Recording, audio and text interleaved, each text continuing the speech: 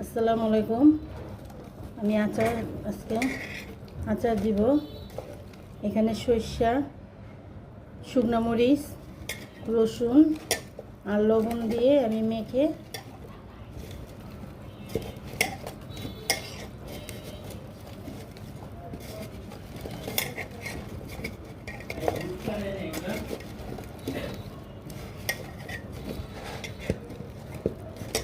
ভালো করে ডুলে ডুলে মাখতে হবে, জানি এই যে পরতে পরতে যায়,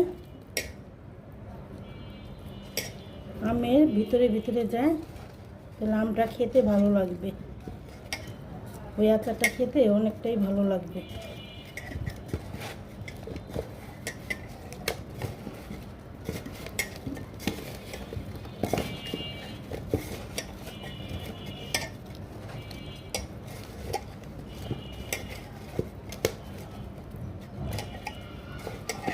আমি সুন্দর করে একদম ডলে ডলে মেখে দিলাম।